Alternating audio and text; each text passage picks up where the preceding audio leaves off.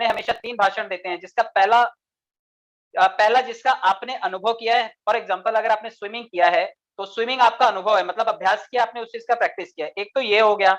दूसरा जिसे आपने दिया, एक अनुभव वो होता है जो स्विमिंग सीखने के बाद आप लोगों को बताते हैं कि देख मैंने स्विमिंग ऐसे सीखी, इस तरह से सीखी। और तीसरा जिसे आप देना चाहते थे। एक्चुअल में क्या होता है, कई बार हम एक्चुअल जो बताना चाहते हैं वो नहीं बता पाते। मैं इसको एक दूसरे एग्जांपल से समझाना चाहता हूँ कि आप जब कस्टमर को अप्रोच करने जाते हैं, आप जब 2250 रुपए का प्लान बताना चाहते हैं, क्योंकि आपने 2250 से ज्वाइन किया था, ये आपका अनुभव था, आप सामने वाले को बताते हैं कि 2250 रुपए में आपको भी ज्वाइन करना है, ये आपने उसको प्लान दिया, दूसरा स्टेप ये हो गया। लेकिन आप क्या उसे वही देना चाहते थे? आपको उस घर से निकलने के बाद कई बार समझ में आता है कि पार्टी तगड़ी थी, उसे 2250 नहीं, उसे 3750 का प्लान बताना चाहिए था, उसे 10,000 का प्लान बताना चाहिए था, उसे 1.25 का प्लान बताना चाहिए था। मतलब 3 एस्पेक्ट्स होते हैं प्रेजेंटेशन के। मैं इसके स्टेप्स की तरफ आगे बढ़ता हूँ, आप उसे कायदे से समझिए। प्रेजेंटेशन के विषय को समझें, अंडरस्टैंड योर प्रेजेंटेशन प्रॉपरली। कई बार क्या होता है कि आप अगर चाहते हैं कि अच्छा प्रेजेंटेशन हो, तो आपको उस सब्जेक्ट के बारे में बहुत अच्छा पता होना चाहिए। आप देखिए, अगर आपको कोई रेसिपी बनानी है या फिर आपको कोई रेसिपी सर्व करनी है, तो आपको उसके बारे में पता होना चाहिए।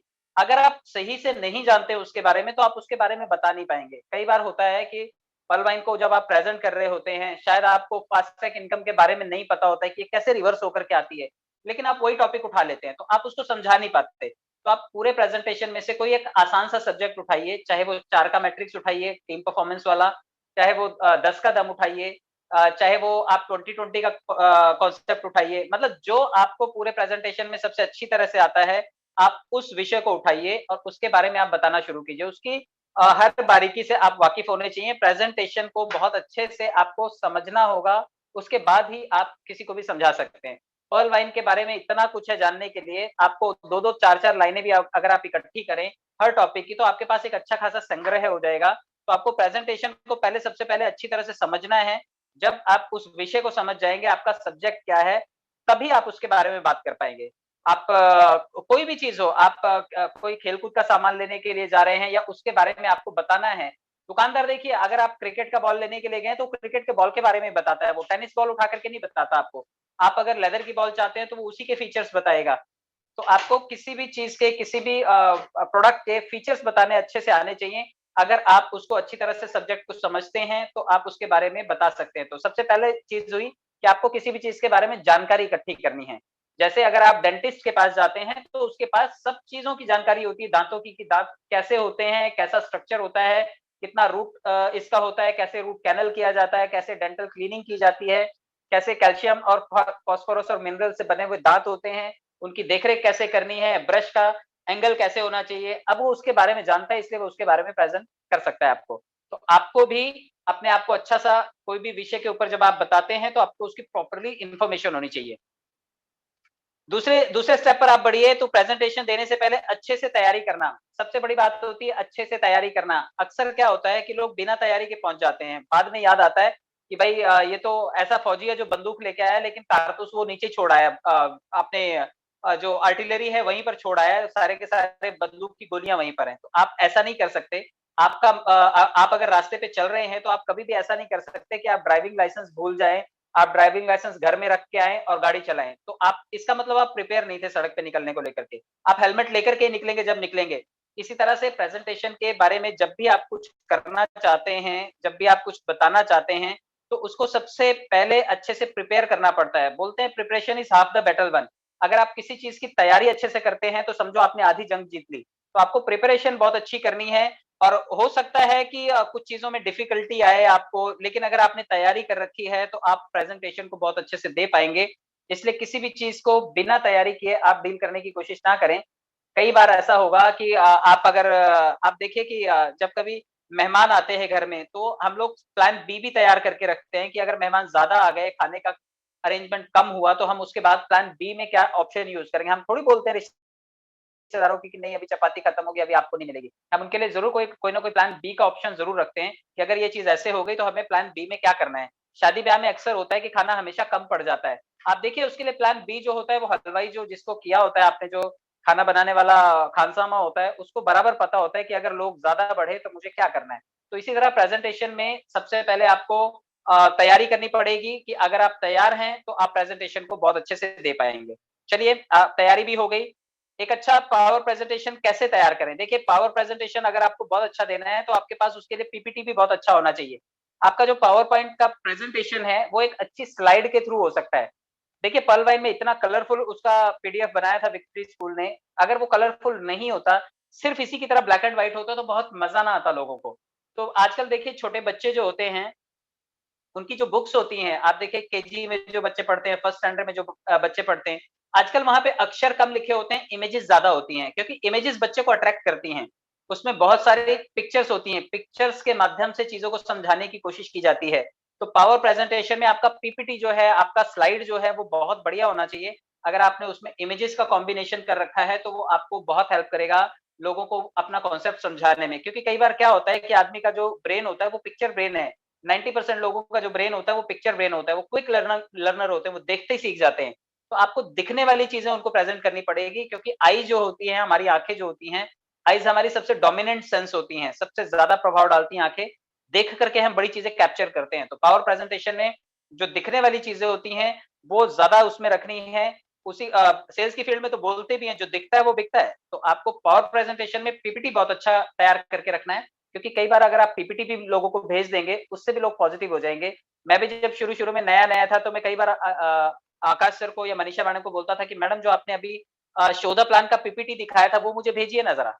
तो मैं उस पीपीटी को स्टडी करता था और मैं उसको स्टडी करने के बाद, क्योंकि उसमें अलग-अलग कलर में अलग-अलग चीज़ों का एक्सप्लेनेशन होता था, तो मैं उसे ज़रूर एक्सप्लेन करता था। तो मज़ा आएगा अगर आपका पावर पॉइंट प्रेज़ेंटेशन में आपका पीपीटी जो है वो कलरफुल है और इमेजेस से भरा हुआ है।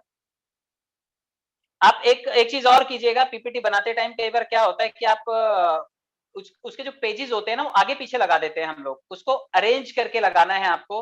पहले क्या आना है, बाद में क्या आना है, ये सब चीज़ें आपको बिल्कुल ध्यान में रखनी है। आप देखिए जब कभी कंस्ट्रक्शन का काम किया जाता है, ऐसा नहीं होता कि पहले टॉयलेट बाँध दिया, बाथरूम बाँध दिया, भूल गए। अब उसको तोड़ेंगे, फिर हम हॉल बनाएँगे, फिर किचन बनाएँगे, फिर से हम छत भूल गए उसकी डालनी, ऐसा नहीं होता।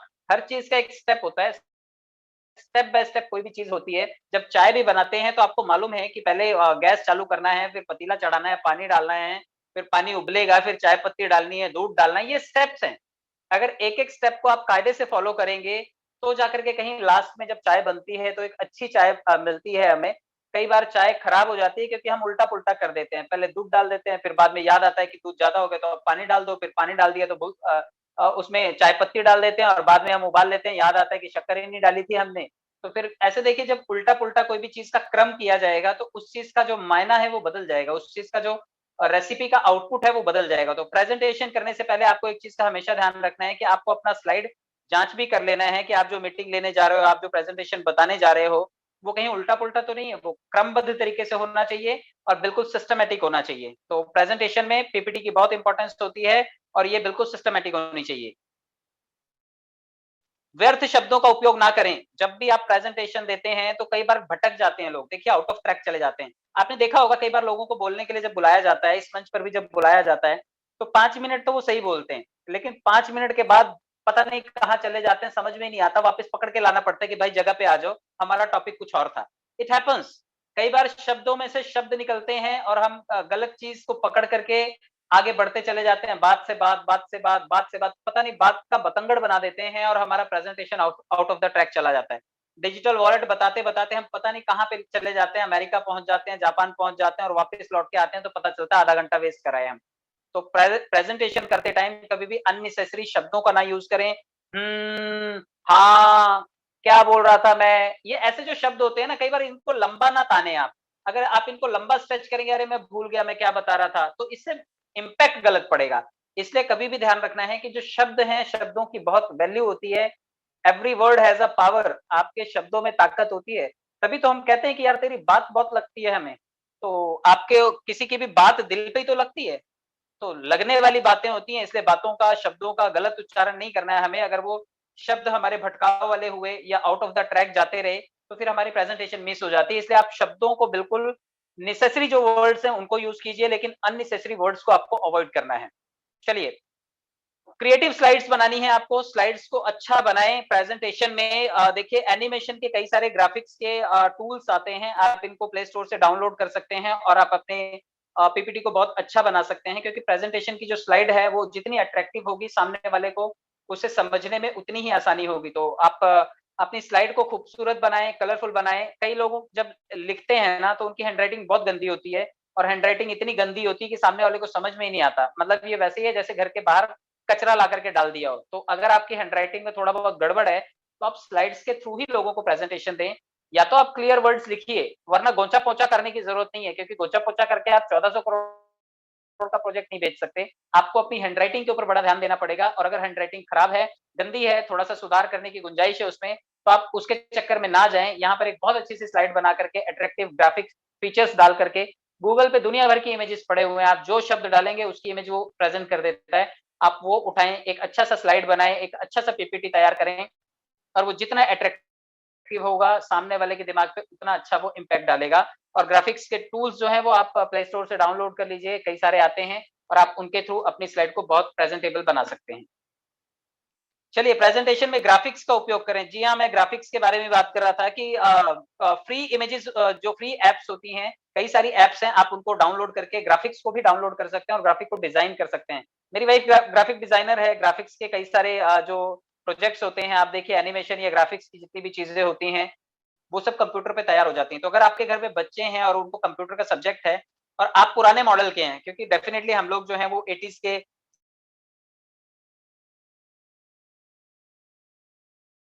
ये चैलेंज हमेशा रहेगा कि हम लोग कंप्यूटर में इतने स्मार्ट नहीं हैं, लेकिन जो आज की जनरेशन है वो कंप्यूटर में स्मार्ट है। मेरे को मेरी छोटी वाली बेटी कभी-कभी बताती कि पापा ये ऐसे नहीं, ऐसे करना चाहिए। बड़ी बेटी बताती कि पापा इस तरह से स्लाइड बनाते हैं, इस तरह से पावर पॉइंट में जाकर के प्रेजेंटेशन बनाते हैं। तो मैं मेरी बेटियों से भी सीखता हूँ, तो आप ग्राफिक्स का उपयोग करें, ग्राफिक्स का यूज़ करके आप अपने पीपीटी को, अपने स्लाइड्स को, अपने प्रेजेंटेशन स्किल्स को बहुत अच्छा बना सकते हैं, और आपका जो स्लाइड है वो बहुत खूबसूरत हो जाएगा। स्लाइड को देख करके ना पढ़ें बार-बार। देखिए क्या होता है कि जब आप कभी किसी को प्रेजेंटेशन देते हैं, तो कई लोग एक लाइन बोलते हैं, फिर दूसरी लाइन पढ़ते हैं, फिर एक लाइन बोलते हैं, फिर दूसरी लाइन पढ़ते हैं। आप सोचिए कि आपने कभी भाषण देते हुए नेता लोगों को सुना होगा, जो नेता पढ़-पढ़ के भाषण देते हैं, उनके पढ़ने में बड़ा मज़ा नहीं आता, और जो बेबाक तरीके से अपनी बात रखते हैं, तो ऐसा लगता है यार कितना बिंदास आदमी है, सचमुच बहुत अच्छा लीडर है। तो आपके अंदर अच्छी लीडरशिप अगर आपको डेवलप करनी है और उसको नरिश करना है, तो आपको स्लाइड बहुत ज़्यादा देख करके पढ़ने की ज़रूरत नहीं है। आप पढ़ लीजिए ना, अकेले में प्रैक्टिस कर लीजिए। आपको अगर चीज़ें याद हो जाती हैं, आप याद कर लीजिए, लेकिन बार-बार प्रेजेंटेशन को देख करके पढ़ने की ज़रूरत नहीं है। अगर आप देख करके पढ़ते रहेंगे, तो सामने वाला कहेगा यार इसको तो खुद को ही नहीं आता, ये मुझे बता रहा है। तो आप प्रेजेंटेशन करते टाइम स्लाइड को बहुत ज़्यादा पढ़ने के चक्कर में ना जाएँ। आप कुछ मेन पॉइंट्स को याद रखें और वो लोगों को प्रेज़ेंट करें। आप पर्ल वाइन के बारे में इतनी सारी बातें आज की तारीख में जानते हैं कि आप लोगों को वर्बली भी बताना चाहें, तो आप फ़ोन पर भी लोगों को प्लान बता सकते हैं। लेकिन जब फेस टू फेस मिलने की बात आए, तो बहुत ज़्यादा देख करके नकलची बंदर बन करके बताने की ज़रूरत नहीं है। आपकी मेमोरी इतनी अच्छी है कि अगर आप 250 सालों तक लगातार टीवी देखें, तो ये सारे का सारा डाटा हमारे दिमाग में स्टोर हो सकता है। 80 बिलियन न्यूरॉन्स हैं हमारे दिमाग में, हमारे दिमाग की कैपेसिटी बहुत ज़्यादा है। एक न्यूरॉन की कैपेसिटी होती है लगभग 256 जीबी या 512 जीबी, और ऐसे 80 बिलियन न्यूरॉन्स हैं। मतलब अगर 250 साल तक टीवी लगातार चलता रहे, उसमें जो-जो शब्द, जो-जो कंटेंट है, वो एज़ इट इज़ हमारा दिमाग याद कर सकता है, इतनी हमारे ब्रेन की कैपेसिटी है। और जो दुनिया भर के जितने भी लोग हैं, वो अपने ब्रेन का हार्डली 1 या 2% इस्तेमाल कर पाते हैं। अगर 3 या 4% इस्तेमाल हम लोग कर पाए, तो आइंस्टाइन और बड़े-बड़े साइंसदान हम लोग बन जाएँगे। तो आप ये समझिए कि दिमाग की कैपेसिटी बहुत है, हर चीज़ देख कर के पढ़ने की ज़रूरत नहीं है आपको। एक और चीज़ होती है, जो प्रेज़ेंटेशन देते टाइम लोग नर्वस हो जाते हैं। आप गलत बोल रहे हैं, ये आपको पता होता है, सामने वाले को तो कुछ पता ही नहीं होता है।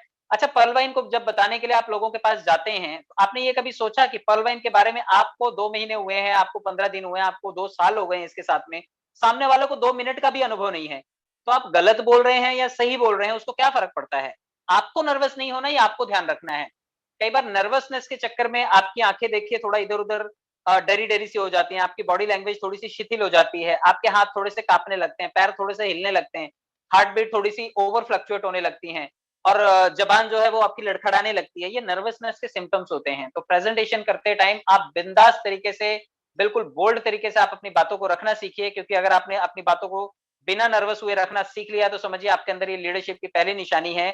आपको अपने अंदर ये नर्वसनेस को धीरे-धीरे करके कम करना है, और ये एक दिन में कम नहीं होगी। कोई गोली नहीं मिलती मार्केट में जाकर के कि मेडिकल स्टोर से ले आए या किराना माल से जाकर के आप ले आए, या बिग बाज़ार में मिलती हो। नर्वसनेस सिर्फ़ और सिर्फ़ दूर होती है प्रैक्टिस से। अगर आप लगातार किसी चीज का अभ्यास करते रहेंगे तो आपके अंदर से ये नर्वसनेस ऑटोमेटिक चली जाती है। आप सही शब्दों का चुनाव भी कर पाएंगे और अगर कुछ गलत बोल भी देते हैं तो आपको टेंशन लेने की जरूरत नहीं है। आपका प्रेजेंटेशन बिल्कुल खराब नहीं होगा अगर आपने बिल्कुल बिंदास तरीके से अपनी बात को रखा है। तो प्रेजेंटेशन के दौरान आपको बिल्कुल भी नर्वस नहीं होना है। टाइमिंग का ध्यान रखें। मैंने अभी थोड़ी देर पहले भी बताया कि कई लोग जो बहक जाते हैं, शब्दों को गलत यूज करते हैं या फिर गलत शब्द की टांग पकड़ के बाल की खाल निकालते बैठते हैं। तो इस चीज का बिल्कुल ध्यान रखना है कि टाइमली चीजें खत्म होनी चाहिए। एक चीज का निर्धारित समय होता है। देखिए कई बार क्या होता है जब होस्ट जो है वो सामने वाले को बताता है कि सर आपके पास 3 मिनट है और पता चलता है सर जी 30 मिनट बोल गए।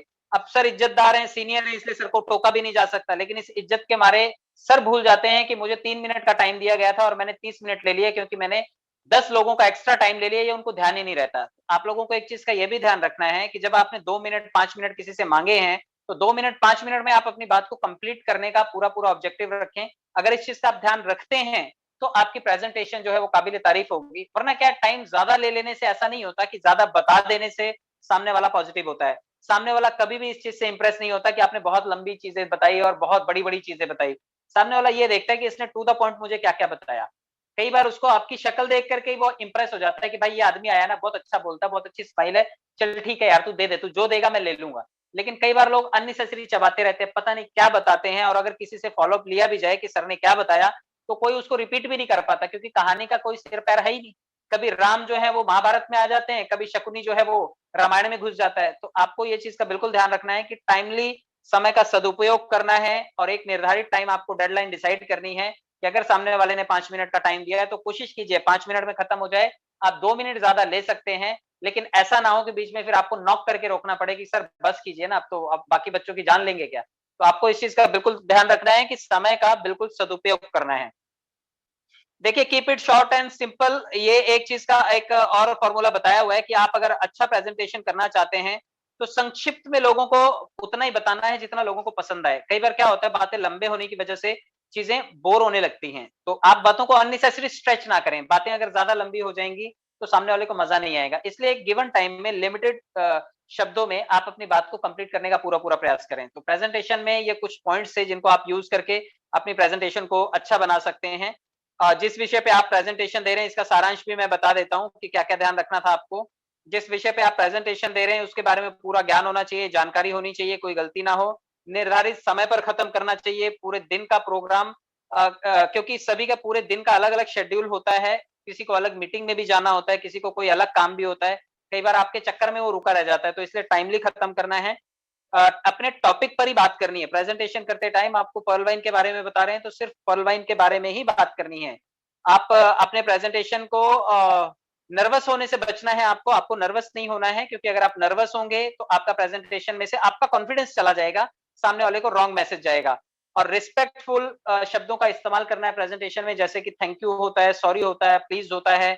ये सभी शब्दों का जब आप उच्चारण करते हैं तो सामने वाले के लिए एक सम्मान का भाव आप प्रकट करते हैं। तो ये सभी चीजें अगर आप करते हैं तो आप एक बहुत बढ़िया पावर प्रेजेंटेशन तैयार कर सकते हैं और सामने वाले को एक अच्छा मैसेज कन्वे कर सकते हैं। Thank you very much. ये मेरा टॉपिक कंप्लीट होता है यहाँ पर। तो इसके बारे में अगर कोई ओपिनियन देना चाहें तो आप